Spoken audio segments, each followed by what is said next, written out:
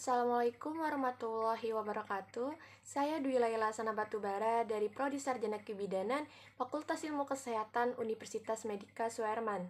Di sini saya akan menjelaskan materi tentang keseimbangan cairan dan elektrolit tubuh.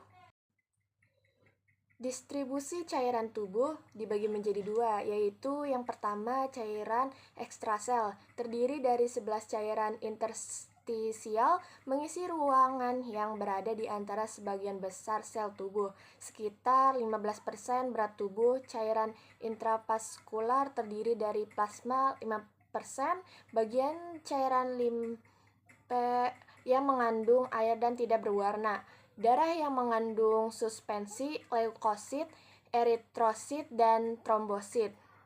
Yang kedua yaitu cairan intrasel, membentuk 40% berat tubuh. Cairan di dalam membran sel yang berisi substansi terlarut solut yang penting untuk keseimbangan cairan dan elektrolis serta metabolisme.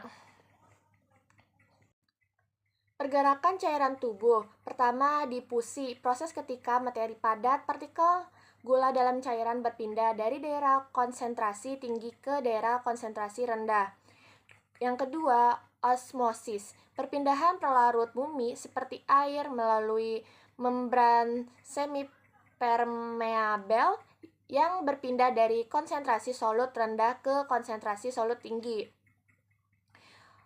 Osmosis bergantung pada konsentrasi solut, suhu larut, muatan listrik solut. Perbedaan antara tekanan osmosis yang dikeluarkan larutan, osmolalitas tekanan osmotik larutan, isotonik larutan yang osmolalitasnya sama dengan plasma darah. Tekanan onkotik albumin menghasilkan osmotik kloid. Yang ketiga, filtrasi, proses perpindahan air dan substansi yang dapat larut secara bersamaan sebagai respon terhadap adanya tekanan cairan. Tekanan hidrostatik, tekanan yang dihasilkan oleh suatu liquid di dalam sebuah ruangan. Yang keempat, transport aktif, memerlukan aktivitas metabolik dan pengeluaran energi untuk menggerakkan berbagai materi guna menembus membran sel. Transport aktif ditingkatkan oleh molekul pembawa carrier molekul yang berada di antara sel, yang mengikat diri mereka sendiri dengan molekul yang masuk ke dalam sel. X-glukosa berikatan dengan insulin. Pengaturan cairan tubuh. Yang pertama, asupan. Cairan diatur oleh mekanisme rasa haus di hipothalamus apabila kehilangan cairan terlalu banyak. Osmoreseptor akan mendeteksi kehilangan tersebut dan mengaktifkan pusat rasa haus. Faktor yang mempengaruhi rasa haus meningkatkan konsentrasi plasma dan penurunan volume darah. 21. Keringnya membran mukosa, paring, dan mulut. Angiotensin 2, kehilangan kalium. Faktor psikologis. Air juga dapat diperoleh dari asupan makanan seperti buah-buahan, sayur-sayuran, dan daging. Pengeluaran cairan. Cairan dikeluarkan melalui ginjal dan saluran GI. Ginjal setiap menit menerima sekitar 125 ml plasma untuk disaring dan memproduksi urin 60 ml, 40-80 ml dalam setiap jam, total 1500 ml. Kehilangan air melalui kulit diatur SS simpatis yang mengaktifkan kelenjar keringat. Stimulasi kelenjar keringat dapat dihasilkan dari olahraga, suhu, lingkungan, peningkatan aktivitas, metabolisme, demam. IWL, Insensible Water Loss, 6 ml per kilogram per 24 jam. SWL, Sensible Water Loss, lebih dalam 24 jam, dapat mencapai 1000 ml atau paru-paru mengalami kehilangan air yang tidak dirasakan sekitar 400 ml per hari. Saluran pencernaan 100 ml per hari. Hormon ADH, kekurangan air, meningkatkan osmolitas darah direspon oleh kelenjar hipofisis. ADH menurunkan produksi urin. Aldosteron merupakan mineral kortikoid yang diproduksi korteks adrenal. Keseimbangan asam basa. Pengaturan kimiawi yang paling banyak di dalam cairan ekstrasel adalah sistem Buper, asam karbonat, bikarbonat. Sistem ini berespon di beberapa detik, mengubah pH sistem Buper tercepat. Mereka sistem yang adaptif dan memiliki efek yang relatif singkat. Buper kimia kedua melibatkan protein plasma, albumin, fibrinogen, protrobin, gamma globulin membentuk sekitar 6-7% plasma darah berikat dengan ion hidrogen untuk mengatasi asidosis dan alkalosis. Pengaturan biologis, absorpsi ion hidrogen boleh sel-sel tubuh, kelebihan asam, ion hidrogen memasuki sel kalium memasuki cairan eksternal, ion kalium kembali ke sel setelah asidosis diperbaiki.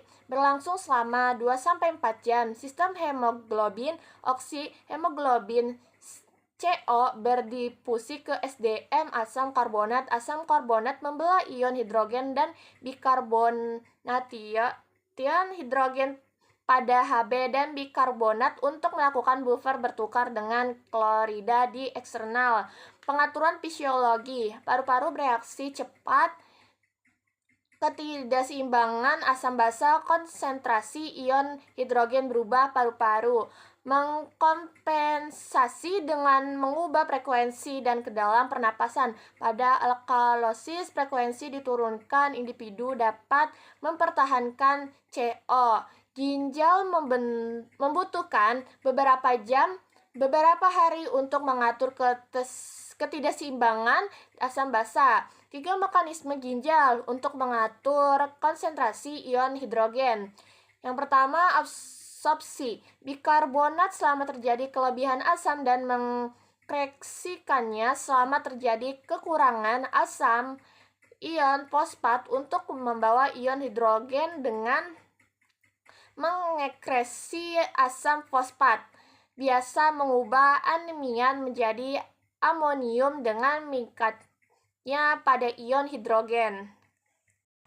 Keseimbangan cairan dan elektrolit. Pengaturan keseimbangan cairan terjadi melalui mekanisme Haus, hormone antidiuretik ADH, hormone aldosteron, prostaglandin, dan glukortikoid. Elektrolit berperan dalam mempertahankan keseimbangan cairan, regulasi asam basa, memfasilitasi reaksi enzim dan transmisi reaksi neuromuskular. Elektrolit yang terbanyak di dalam tubuh adalah kation dan anion. Fungsi cairan dan elektrolit dalam tubuh manusia. Fungsi cairan sebagai pembawa zat-zat nutrisi seperti karbohidrat, vitamin, dan mineral. Sebagai pembawa oksigen atau O ke dalam 2 sel-sel tubuh. Air di dalam tubuh juga akan berfungsi untuk mengeluarkan produk samping hasil metabolisme seperti karbon dioksida atau CO dan juga senyawa nitrat. Fungsi elektrolit membantu menggerakkan air dan cairan dalam tubuh. Elektrolit diperlukan untuk menjaga sel-sel tubuh. Elektrolit seperti natrium, kalium, dan lain-lain sangat penting dalam membantu sel untuk menghasilkan energi dan menjaga stabilitas dinding sel. Faktor-faktor yang mempengaruhi keseimbangan cairan dan di elektrolit. Usia, penyakit, aktivitas, tindakan medis, iklim, pengobatan, diet, pembedahan, stres, gangguan keseimbangan cairan, elektrolit, dan asam basa. Gangguan cairan, ketidakseimbangan isotonik, ketidakseimbangan osmolar, sindrom ruang ketiga, ketidakseimbangan elektrolit, yaitu ketidakseimbangan natrium, ketidakseimbangan kalium, ketidakseimbangan kalsium, ketidakseimbangan magnesium, ketidakseimbangan klorida, ketidakseimbangan asam basa, asidosis respiratorik, alkosis respiratorik, asidosis metabolik, alkosis metabolik. Peran cairan tubuh dalam homeostatis proses untuk mempertahankan Keadaan statis atau konstan dalam lingkungan interna, berperan cairan tubuh, mekanisme pengaturan keseimbangan cairan tubuh baik susunan maupun volume.